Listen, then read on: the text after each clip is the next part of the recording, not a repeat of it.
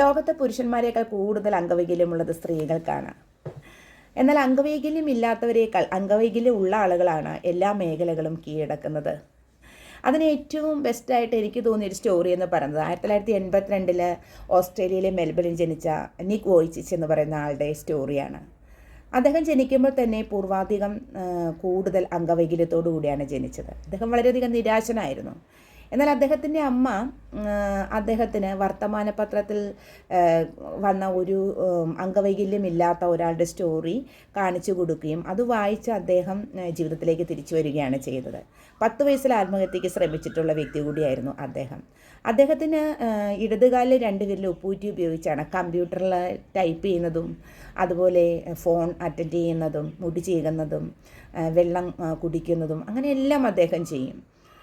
അദ്ദേഹം അതുപോലെ മീൻപിടുത്തം, പെയിൻറ്റിങ് ഇതൊക്കെ അദ്ദേഹത്തിന് വളരെ ഇഷ്ടമായിരുന്നു. അദ്ദേഹം പ്രശസ്തനായൊരു എഴുത്തുകാരനായിരുന്നു, അതോടൊപ്പം സംഗീതജ്ഞനായിരുന്നു, നടനുമായിരുന്നു.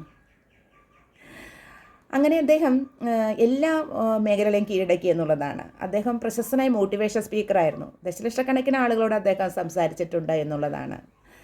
അദ്ദേഹത്തിന് ലൈഫ് വിത്തൗട്ട് ലിംസ് എന്ന് പറയുന്ന ഒരു സംഘടന തന്നെ അദ്ദേഹം രൂപീകരിച്ചു എന്നുള്ളതാണ്. Life without limbs. അതുപോലെ തന്നെ അദ്ദേഹം യങ് ഓസ്ട്രേലിയൻ എന്നുള്ള ബഹുമതിയും അദ്ദേഹം വാങ്ങിച്ചു. Young Australian of the year എന്നുള്ള ഒരു ബഹുമതിയും അദ്ദേഹം വാങ്ങിച്ചിട്ടുണ്ട്. അദ്ദേഹത്തിൻ്റെ പേര് സംഘടനകളുണ്ടായിരുന്നു എന്നുള്ളതാണ്. അപ്പോൾ നമ്മൾ മനസ്സിലാക്കേണ്ട കാര്യം, ഇന്ന് വികലാംഗത്വം ഉള്ള ആളുകളെ പരിതപിച്ചും മറ്റുള്ളവരുടെ സഹായത്തോടു കൂടിയും സങ്കടപ്പെട്ടും ജീവിതം അവസാനിപ്പിക്കും. ആ സ്ഥലത്താണ് നിക് വോയ്ചിച്ചിനെ പോലെയുള്ള ആളുകൾ അതിനെല്ലാം അതിജീവിച്ചുകൊണ്ട് മുന്നോട്ട് വന്നത് എന്നുള്ളതാണ്. അതായത് കഠിനമായിട്ടുള്ള ശ്രമത്തോടുകൂടി.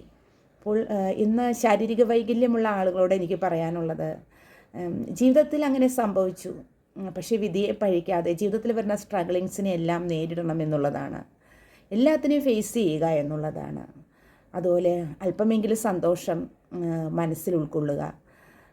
അംഗവൈകല്യം എന്നുള്ളത് നിങ്ങളുടെ വൈകല്യമല്ല, അത് നിങ്ങൾക്ക് യൂണിവേഴ്സായിട്ട് തന്ന ഒരു വൈകല്യമാണ്.